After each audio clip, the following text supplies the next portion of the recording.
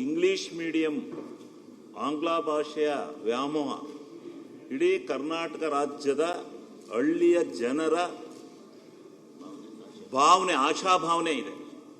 ಆಶಾಭಾವನೆ ಇರೋದ್ರಿಂದ ಆ ಮಕ್ಕಳನ್ನ ಈ ಸಂತೆಗಳಲ್ಲಿ ಕುರಿ ಮರಿ ತುಂಬ್ತಾರಲ್ಲ ತುಂಬಿಕೊಂಡು ನಗರ ಪ್ರದೇಶಕ್ಕೆ ಪ್ರತಿ ದಿವಸ ವಲಸೆ ಕರ್ಕೊಂಡು ಹೋಗ್ತಾರೆ. ಆ ಎಳೆ ಮಕ್ಕಳನ್ನ ಈ LKG UKG ಇಂತಿಂಥ ಮಕ್ಕಳನ್ನ ತುಂಬ್ತಾರೆ. ಆ ತುಂಬೋ ಅಂತ ಇದನ್ನ ತಪ್ಪಿಸ್ಬೇಕು. ಸರ್ಕಾರ ಅವರಿಗೆ ದುಡ್ಡಿರಲ್ಲ. ಮೈಕ್ರೋ ಸಾಲ ಮಾಡಿದ್ರು ಮಹಿಳೆಯರು ಅಂತಾರೆ. ಯಾತು ಮಾಡಿದ್ರು ಮೈಕ್ರೋ ಸಾಲ? ಬಿಲ್ಲಿಗೆ ಪೂರಕವಾಗಿರ್ತಕ್ಕಂಥದ್ದೇ ಸ್ವಾಗತಾರ್ಹ ಅಂತ ಹೇಳಿದೀವಿ. ಸ್ವಾಗತ ಮಾಡಿದ್ಮೇಲೆ ಯಾತಕ್ಕೆ ತಂದಿರ್ತಕ್ಕಂಥದ್ದನ್ನ ಒಂದ್ ನಿಮಿಷ ಚರ್ಚೆ ಆಗ್ಲಿ. ಇದು ನಾನು ಈಗ ಆ ಮಕ್ಕಳನ್ನ ತಗೊಂಡು ಅವ್ರಿಗೆ ದುಡ್ಡಿಲ್ದಲೇ ಬಸ್ ಇದಕ್ಕೆ ವ್ಯಾನಿ ಚಾರ್ಜು, ಆ ಕಾನ್ವೆಂಟಿ ಚಾರ್ಜ್ ಕಟ್ಟಕ್ಕಾಗದಲ್ಲೇ ಸಾಲ ಮಾಡಿದ್ರು ಮಹಿಳೆಯರು ಸ್ತ್ರೀ ಶಕ್ತಿ ಸಂಘದಲ್ಲಿ. ಅಂತ ವ್ಯವಸ್ಥೆ ತಪ್ಪಿಸ್ಬೇಕು. ಸರ್ಕಾರಿ ಮಕ್ಕಳಿಗೂ ಇಂಗ್ಲಿಷ್ ಆಂಗ್ಲ ಮಾಧ್ಯಮದಲ್ಲಿ ಈ ಪ್ರಪಂಚ ಬಹಳ ಮುಂದುವರೆದಿರ್ತಕ್ಕಂಥ ದೃಷ್ಟಿನಲ್ಲಿ, ವೈಜ್ಞಾನಿಕವಾಗಿ ಮುಂದುವರೆದಿರೋ ದೃಷ್ಟಿಯಿಂದ LKG UKG ಇಂದಲೇ ಹೋದ್ರೇ ಇಂಗ್ಲಿಷು ಒಂದು ಅಂತಾರಾಷ್ಟ್ರೀಯ ಭಾಷೆ.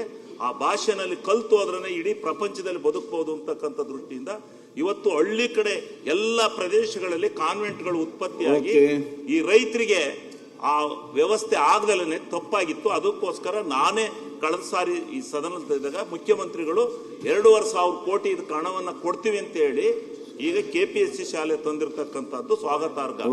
ಆದ್ರೆ ಈಗ ನೀವು ಎಷ್ಟು ಮಕ್ಕಳಿಗೆ ಮಾಡ್ತೀರಿ ಅದು ನಮ್ಮ ಮುಖ್ಯ ಅಲ್ಲ.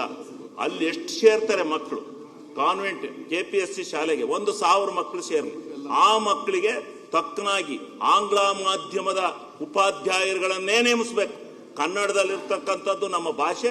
ಕನ್ನಡಕ್ಕೆ ಒಬ್ಬ ಮಾಸ್ಟ್ರು ಕನ್ನಡದಲ್ಲಿರ್ತಕ್ಕಂಥವ್ರು. ಕನ್ನಡ ಮೀಡಿಯಂನ ತಗೊಂಡ್ರೆ ಕನ್ನಡ ಮೀಡಿಯಮಲ್ಲೂ ಅವ್ರಿಗೆ ಮಕ್ಕಳನ್ನ ಟೀಚರ್ಸ್ ಒದಗಿಸಿ. ಆದರೆ ಈಗ ಸೇರ್ತಕ್ಕಂಥ KPSC ಶಾಲೆಗೆ 100% ಆಂಗ್ಲ ಮಾಧ್ಯಮಕ್ಕೆ ಮಕ್ಕಳು ಸೇರೋದು.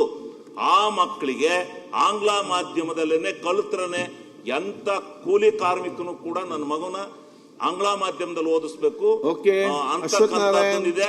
ಅದಕ್ಕೆ ನೀವು ಸೂಕ್ತವಾಗಿರ್ತಕ್ಕಂಥ ವ್ಯವಸ್ಥೆನ ನೀವು ಮಾಡಿಕೊಡ್ಬೇಕು. ಆಂಗ್ಲ ಮಾಧ್ಯಮದಲ್ಲಿ ಓದಿದ್ರೆ